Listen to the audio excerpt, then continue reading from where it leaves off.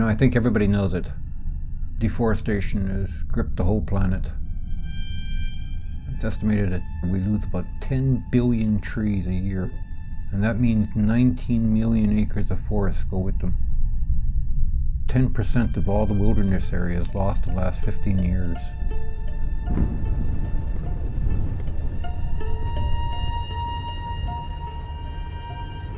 I think everybody knows too, instinctually, that forests are fundamental for stabilizing life on Earth. They're just like coral reefs. They're kind of disproportionately important as safe places. 80% of the world's plants and animals live in forests. 3/4 of all our fresh water comes from forests. And the loss of forests causes the permanent, irrevocable loss of topsoils. And the loss of forest destabilizes climates. When trees die, they take everything with them. All the other plants that grow with them. All the other plants that grow in their shade. The vines that grow on them. The moths that are eating all the leaves. The shiny blue beetle in the nest of moths. Everything goes. Deforestation acts like a gigantic whirlpool. I've seen it. It's like a cyclone taking everything permanently.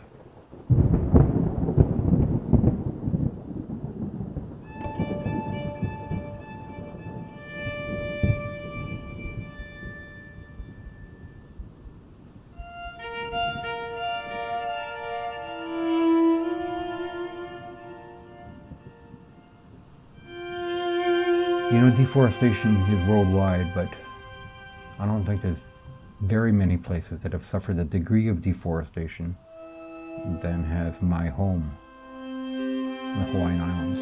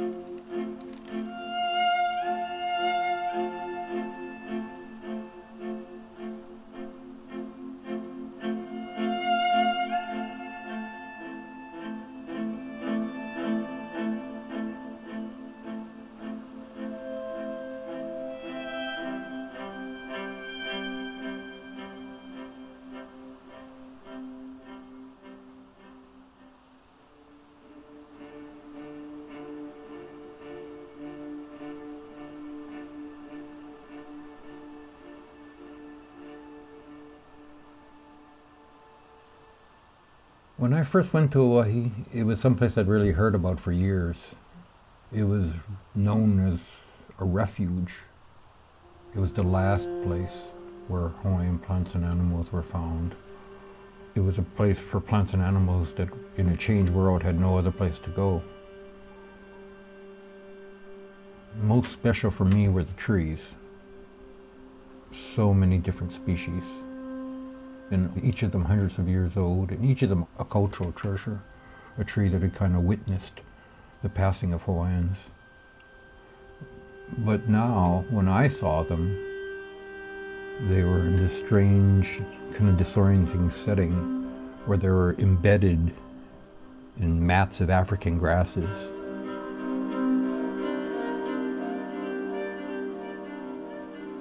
It was a scene of ecological chaos, because all that was left of the whole forest were the last and the biggest pieces, the trees themselves, but stripped of everything else. Even the birds from the skies, It was almost as if these trees, the last representatives of their type on the planet, were drowning in a foreign sea in their own native lands. So for me, when the first time when I went there, I was excited. I felt honored to be there. And then I had another feeling, and that feeling was that I was a person who had witnessed some kind of crime.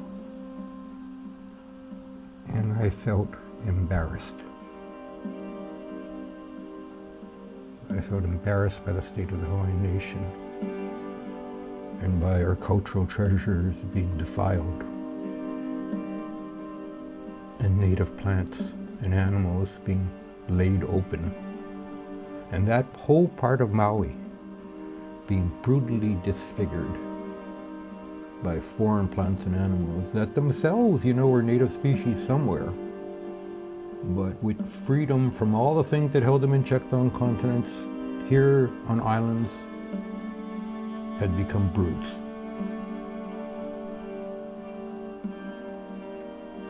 I don't really know how long you can walk through that kind of devastated forest before you begin to scheme of ways to cure wrongdoings. I wondered, could the tide be reversed? And I began to kind of dream of ways that it could be, that we could start to build safe places for the next generations of trees to reclaim their space in the world.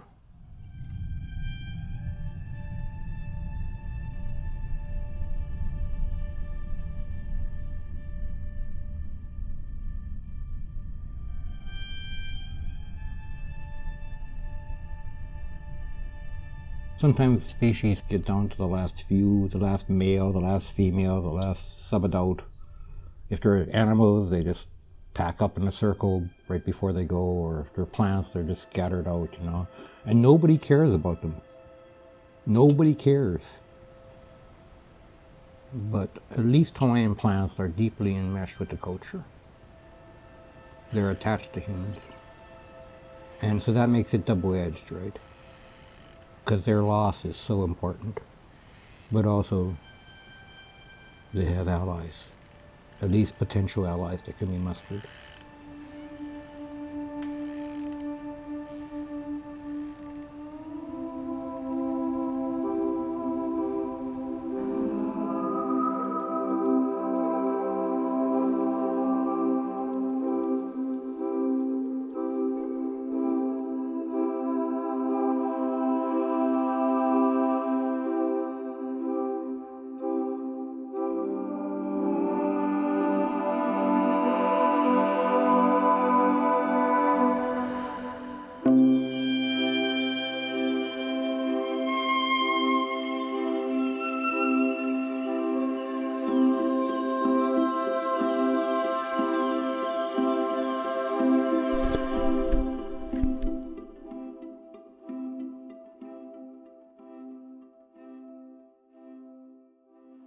What should you do in a crisis?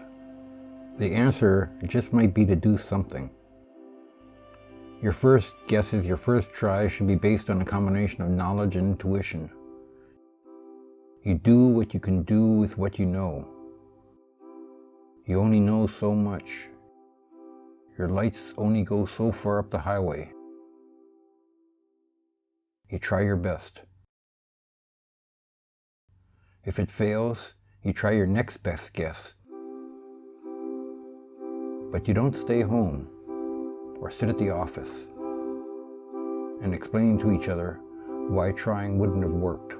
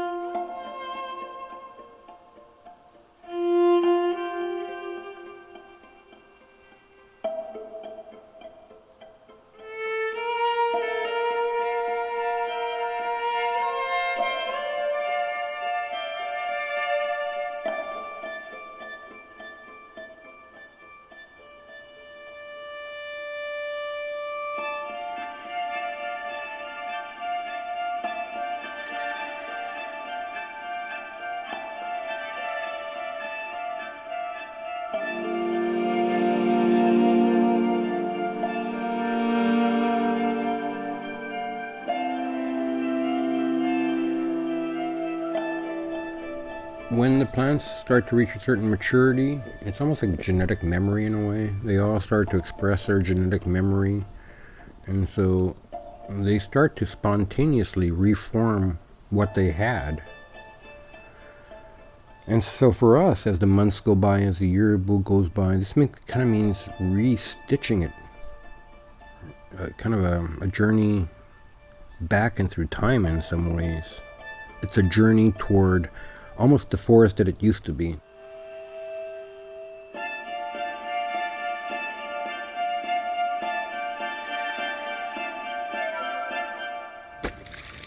Ultimately, I am trying to keep a pathway to the past open.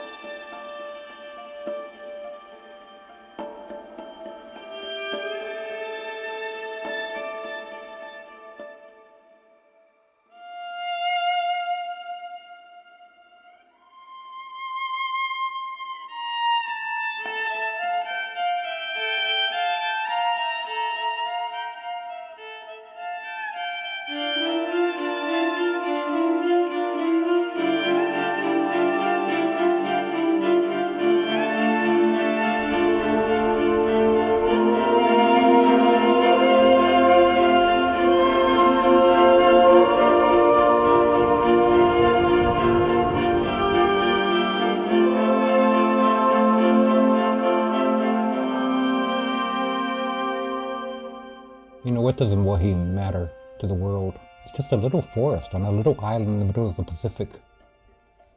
But in a way, we're one community now. The whole world is one global community. So maybe Auwahi is more than that. Maybe it's a reminder that at least at one place, one little place on the planet, that biological erosion was stopped for now.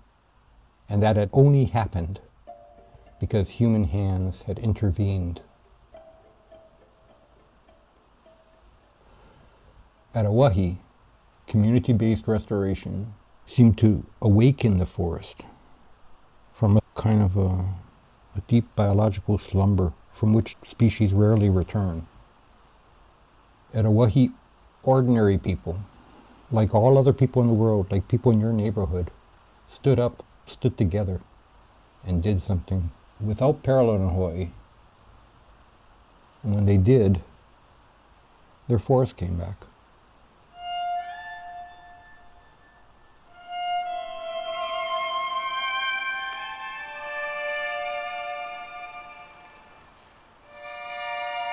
The very first day I asked for help, I was so surprised when 3 or 4 cars showed up. And they have not stopped showing up. Whenever we put out something, people from the community just want to help. And this is even before, now it's a success and people want to come see in a way. But even before it was a success, when it was just hard work, when it was just going up the hill, when we didn't know what we were doing in a way, we were just trying. People were so happy to try, to kind of slow down the erosion of the loss of everything. Everything biological and everything cultural, everything you can't do anything about. I think people were so happy to come and participate in an exercise of hope.